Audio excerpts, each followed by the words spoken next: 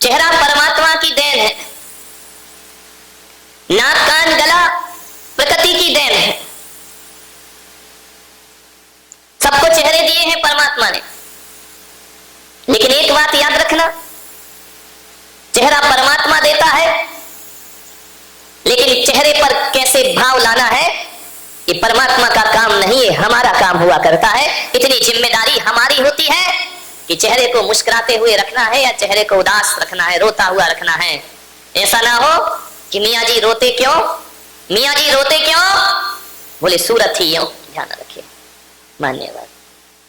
मुस्कुराता हुआ चेहरा, इस मुल्क की सबसे बड़ी दुर्घटना है ये कि 21वीं सदी में इस इंसान ने मुस्कुराना छोड़ दिया है, हंसता नहीं है।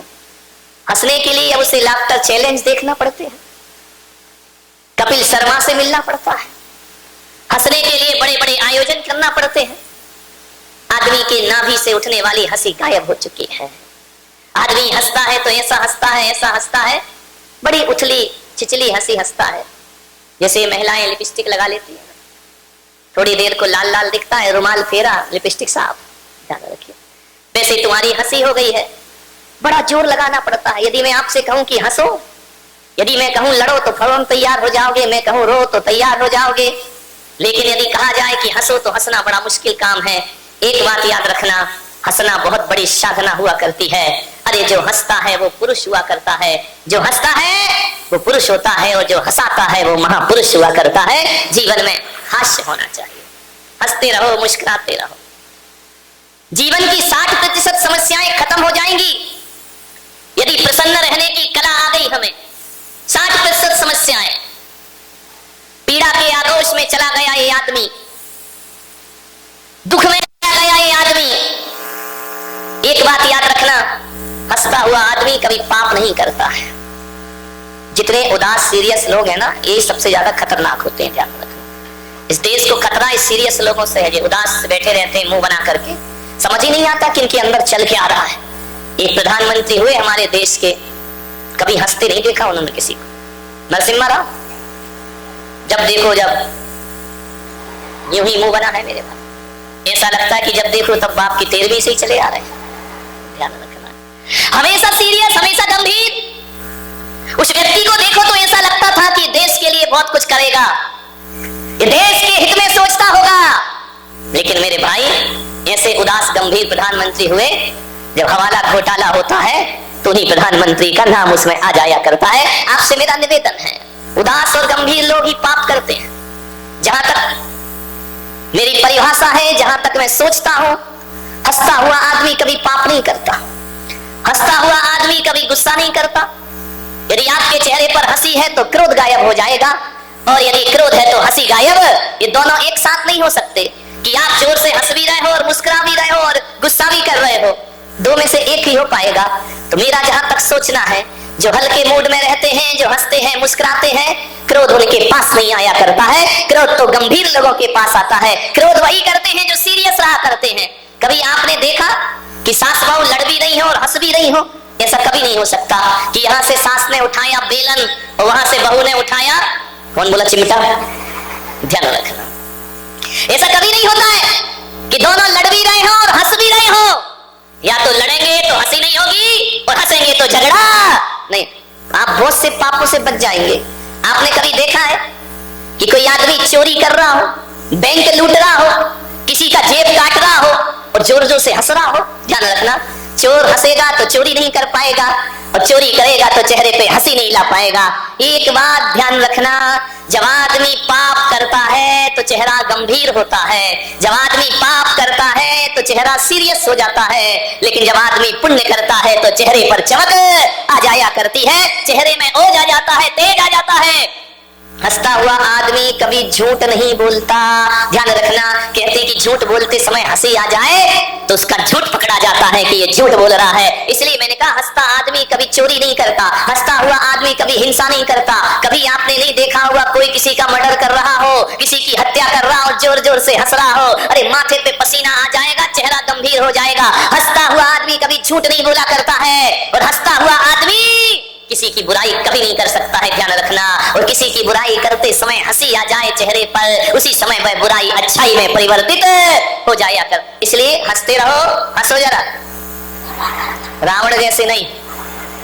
विठला हंसो जरा, हंस लो, जीवन में हंसो। हंसी बांट रहा हूं मैं, ध्यान रखना। हंसी के बतासे बांटा करता हूँ, हंसी की प्रसादी दिया करता हूँ। एक आदमी, एक बार एक दुर्घटना घट गई। एक अम्मा मेरे कमरे में दर्शन करने आई, बोले मैं आपको नमोस्तु नहीं करूंगी। तो इनका ऐसा क्या हो गया कि मेरे को प्रणाम नहीं करेगी? बोले आपको तो प्रणाम मैं बिल्कुल नहीं करूंगी। इनका दिक्कत क्या है? मैंने तेरा क्या बिगाड़ लिया कि तू मेरे को प्रणाम नहीं करेगी? अरे तुम कोई महाराज हो क्या?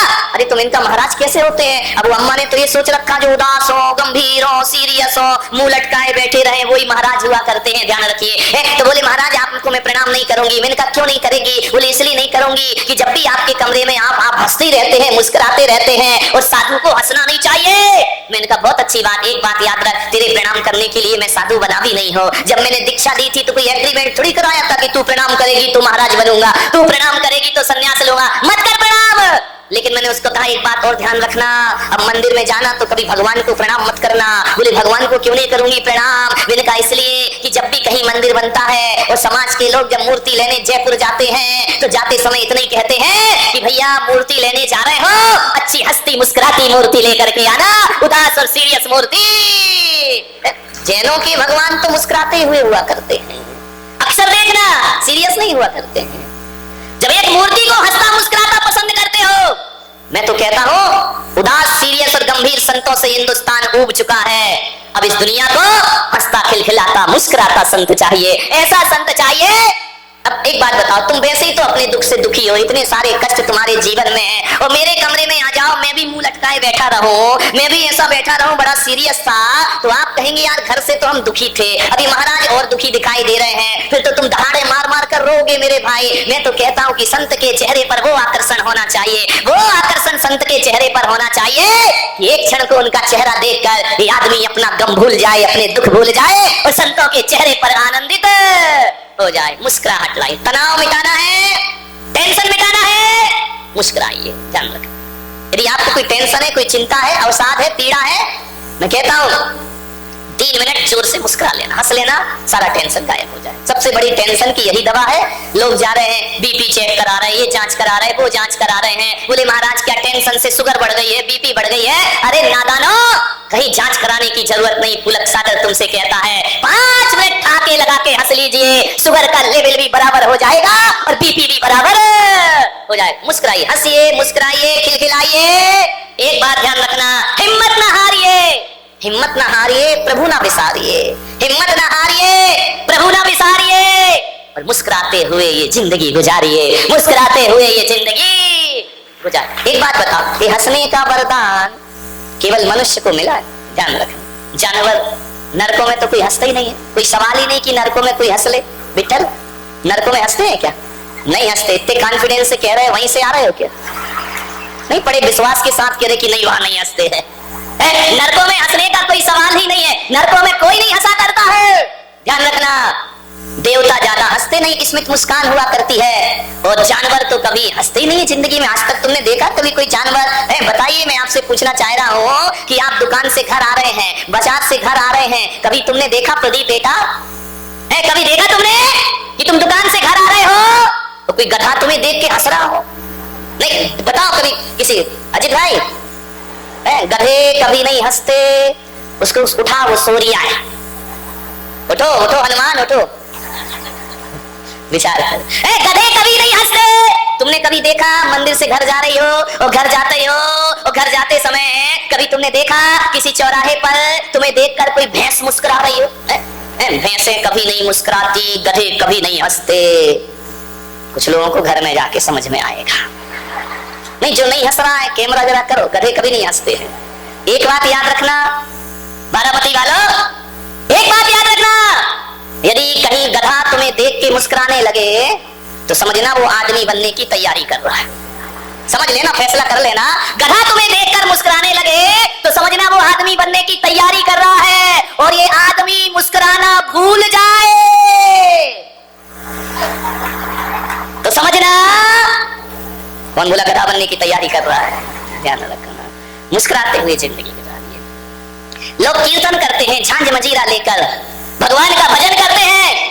लेकिन मैं पुलक सागर कह रहा हूं कि 10 मिनट खिलखिला के हंस लो, इससे बड़ा भगवान का दूसरा कोई कीर्तन नहीं हुआ करता है। चेहरे पर आनंद। तुम तो भी मंदिर भी जाते हो तो ऐसे लौटते हो, ऐसे लौटते हो जैसे तिहाड़ जेल से बाहर निकल रहे हो। मेरे भाई, मंदिर से लौटो तो हंसते मुस्कुराते हुए लौटिए। मंदिर से लौट के जब घर जाओ तो चेहरे पर आनंद होना चाहिए। मंदिर से जब पूजा करके घर लौटो तो ऐसा चेहरा लगना चाहिए जैसे अम्मा जी गंगा जी का स्नान करके वापस लौट रही हैं। ध्यान रखिए, इतना आनंद होना चाहिए। लेकिन आनंद कहाँ होता है? अम्मा जी जाती है मंदिर, 10-10 पूजा करती है, 5-5 पूजा करती है। अब 10 लक्षण पर्व आ रहा है, अब पूजा करेगी। अब पूजा करके जब घर जाती है तो बहू पे बरस पड़ती है, क्यों तू अभी तक सो रही है, तूने ये नहीं किया, तूने वो नहीं किया, मैं पूजा करके आ गई, कैसी निठल्ली बैठी रहे। अरे बाप रे, बहू सोचेगी यार जी अम्मा जी गंगा जी नहाने गई थी कि शिकायत का रजिस्टर तैयार कर रही थी मंदिर से लौट के।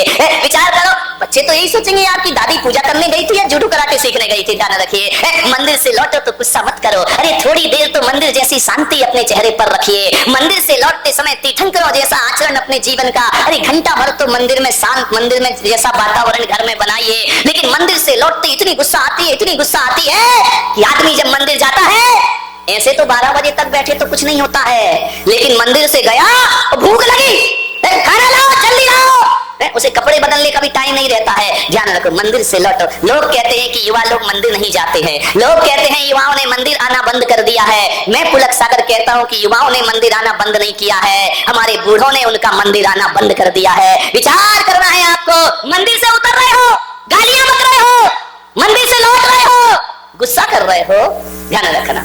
अरे मैं तो आपसे निवेदन करता हूं कि मंदिर जब जाओ तो ज्वालाबाई बन के जाना, और मंदिर से जब लौटो तो शांतिबाई बन करके लौटना, तुम्हारा जीवन सार्थक हो जाएगा। मंदिर जाओ तो अंगार बन के जाना, लेकिन मंदिर से जब लौटना, अंगार बन के मत लौटना, जलधार बन करके लौटना, तो तुम्हारा मंदिर जाना।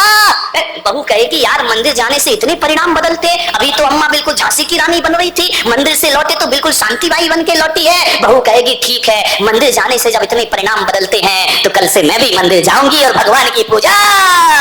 ध्यान रखना, ये आपके ऊपर निर्भर है, आप मंदिर भेजना चाहते हैं या नहीं भेजना चाहते हैं। जीवन को बदलने का प्रयास करिए।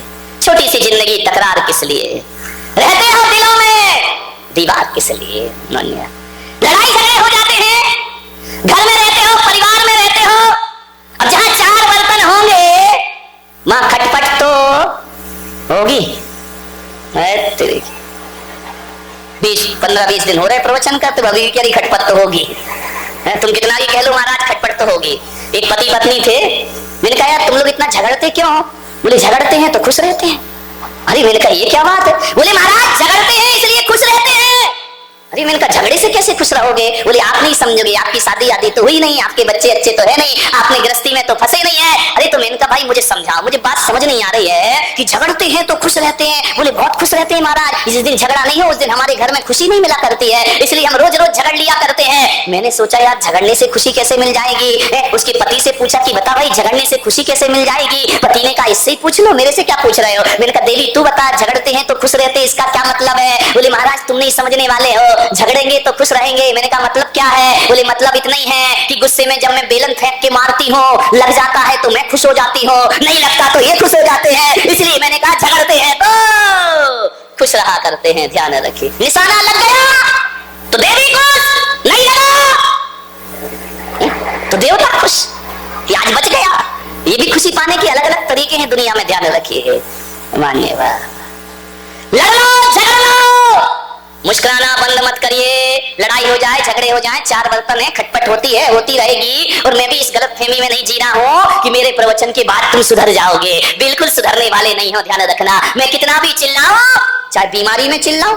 अभी मेरे पास शांति सेठ आए, बोले प्रवचन मत करना। मैंने कहा क्यों? बोले कि तुमको बुखार आ रहा है, रात से बुखार है, प्रवचन मत करना। लेकिन क्या करूं, इस व्यास पीठ पे जब आके बैठता हूँ सारा बुखार चुमंतर। ये बात अलग है कि अभी जाके फिर सो जाऊंगा।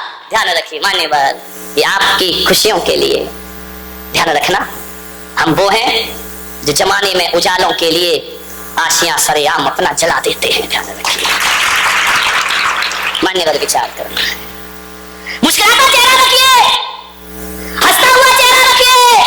मैं युवाओं से निवेदन कर रहा हूं कि जेब में मोबाइल ना हो चलेगा, जेब में मोबाइल ना हो चलेगा, लेकिन ध्यान रखना, जेब में मोबाइल ना हो तो कोई बात नहीं, पर चेहरे पर स्माइल जरूर होना चाहिए। आपके हजारों मित्र बनने को तैयार हो जाएंगे। ध्यान रखना, चेहरे पर स्माइल रखिए। एक फोटो खिंचाने जाते हो, फोटोग्राफर क्या बोलता है? नहीं, बता दो सही। स्माइल प्लीज, थोड़ा मुस्कुराइए, थोड़ा मुस्कुराइए। आदमी क्यों बोले मुस्कुराऊं क्यों, स्माइल क्यों? स्माइल करने से तस्वीर अच्छी आती है। मैं पुलक सागर कहता हूं, जब 5 मिनट की स्माइल से तस्वीर अच्छी आती है तो जिंदगी भर मुस्कुराओ, तकदीर अच्छी हो जाएगी, किस्मत अच्छी हो जाएगी। एक फोटोग्राफर होता है और एक मैं हूं। ध्यान रखना, फोटोग्राफर तस्वीर बनाता है, फोटोग्राफर तस्वीर बनाता है और पुलक सागर तकदीर बनाता है। ध्यान रखिए, आपको सोचना है। मुस्कुराता हुआ चेहरा, आनंदित चेहरा, मुस्कुराते हुए चेहरे को देख करके जीवन में आनंद प्राप्त होता है। मुस्कुराहट का अर्थ होता है कि मुस्कुराहट एक आमंत्रण कार्ड है। इससे बड़ा निमंत्रण, इनवाइट कार्ड कोई दूसरा नहीं हुआ करता है। किसी को देखकर मुस्कुरा दीजिए, लेकिन एक बात ध्यान रखना, कहां मुस्कुराना और कहां नहीं मुस्कुराना, नहीं तो दुर्घटना घट जाएगी कहीं भी मुस्कुरा दोगे तो। एक बार क्या हुआ, मेरा प्रवचन सुन के दूसरे दिन एक लड़का आया, यहाँ प्लास्टर बंधा, सिर में पट्टी बंधी। मैंने कहा ये क्या हो गया? बोले तुम्हारी वजह से हुआ है। अरे तो मैंने कहा मैंने क्या कर दिया? बोले तुमने ही तो कल प्रवचन किया था कि मुस्कुराते रहो, मुस्कुराते रहो। मुस्कुराहट एक आमंत्रण कार्ड हुआ करता है, मुस्कुराने से लोग अपने पास आया करते हैं। तो मैंने कहा ये कर क्या लिया? बोले बताओ, क्या बताओ मैंने क्या कर लिया? ये हाथ टूट गया और सिर फूट गया मेरा, आपके सूत्र का ये प्रभाव है। अरे तो मैंने कहा क्या कर लिया तूने? अरे बोले जैसे ही मैंने सुना कि मुस्कुराहट से लोग आकर्षित होते हैं तो मैं गर्ल्स कॉलेज में गया और जैसे ही छुट्टी हुई लड़कियों को देख के मुस्कुराने लगा। जैसे ही मुस्कुराया, लड़की के भाई ने इतनी धुनाई की, इतनी धुनाई की, हड्डी टूट गई और सिर। एक बात ध्यान रखना बारामती वालों, कहां मुस्कुराना और हर जगह मत मुस्कुरा देना कि मुर्दा जा रहा हो तो मुस्कुरा दो, ये तो गड़बड़ हो जाएगा मामला। ध्यान रखना।